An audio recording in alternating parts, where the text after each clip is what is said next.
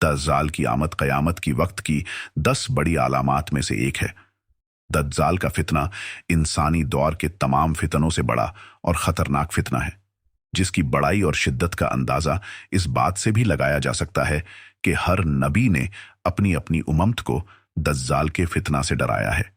दज्जाल का मायनी है बहुत झूठा शख्स, क्योंकि दज्जाल भी हक के साथ नाहक को मिलाकर झूठ बोलेगा, इसलिए इसे दज्जाल बोला जाता है। ये सबसे पहले खुद को मोमिन ज़ाहिर करेगा और लोगों को भलाई की तरफ बुलाएगा, लेकिन फिर नबी का और आखिरकार खुदाई का दावा करेगा। मशहूर है कि इसके आमद यहूद से होगी। हकीमुल उम्मत मुफ्ती अहमद रहमतुल्लाह का फरमान है, दज्जाल तो किस्म के हैं छोटे और बड़े। छोटे दज्जाल बहुत होंगे। हर छूटा नबी, छूटा मौलवी जो लोगों को गुमराह करें वो दज्जाल है। बड़ा दज्जाल सिर्फ एक ही है जो दावाए खुदाई करेगा। नाज़रीन इकराम, अगर आप इस चैनल पे पहली दफ़ा है तो सच्ची और सब ईमान ताज़ा करने वाली कहानियों के लिए चैनल को सब्सक्राइब करें। आपकी मोहब्बत का बहुत शुक्रिया। इमाम मोहम्मद बिन अहमद रहमतुल्लाह फरमाते हैं, दज्जाल और वक्त क़यामत इसके ज़ाहिर होने पर ईमान रखना बरहक अहले सुन्नत बिल आमुम फुकहाए एकराम और मुहद्दिसीने एकराम का मसलक है। कुछ अहदीस में दज्जाल का हुलिया बताया गया है। इन तमाम को सामने रखने से दज्जाल का जो हुलिया सामने आता है वो यह है कि दज्जाल एक जवान मर्द होगा, दराज कद और एक आंख से काना होगा, और कानी आंख ऐसी होगी जैसे फूला हुआ अंगूर हो, जबकि इसके एक आंख खून से भरी होगी। इसका सीना चौड़ा और जरा सा अंदर की तरफ ढहसा होगा। दज्जाल की पेशानी चौड़ी होगी और दोनों आंखों के दरमियान काफेरे यानी काफिर लिखा होगा, जिसे हर मुसलमान पढ़ सकेगा, चाहे उसे पढ़ना आता हो या नहीं, और इसके बाल घुंघराले होंगे। दज्जाल के निकलने से पहले दुनिया की बहुत बुरी हालत होगी, जैसा कि अहादीसे मुबारक से पता चलता है कि उसके निकलने से 3 साल पहले ही दुनिया में आम कहत फैला होगा। पहले साल आसमान 1/3 बारिश और पैदावार रोक लेगी, जबकि दूसरे साल आसमान 2/3 बारिश और पैदावार रोक लेगी, और तीसरे साल आसमान पूरी बारिश और पैदावार रोक लेगी। आसमान शीशे का और जमीन तांबे की होगी। काम ऐसे चौपट होंगे कि आदमी एक दूसरे को कत्ल और जिहला वतन कर रहे होंगे। तब दज्जाल मशरिक से एक असबहान या खुरासान नाम के शहर से निकलेगा, गिजहाई कहत के अलावा इल्मी और रूहानी कहत भी बर्पा होगा, यानी उल्मा और इमाम कमी होगी।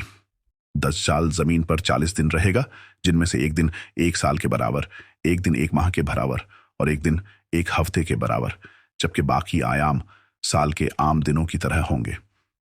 इस मुद्दत पर दज्जाल अपने गधे पर बैठकर सारी दुनिया का चक्कर लगाएगा। गधे के माथे पर 40 हाथ का गैप होगा और उस गधे की रफ्तार का यह आलम होगा कि एक कदम उठाएगा तो 1 मील की मुसाफत तय करेगा, और रुए जमीन का कोई मैदानी, सहराई और पहाड़ इलाका ऐसा बाकी नहीं बचेगा कि जहां वो ना जाए।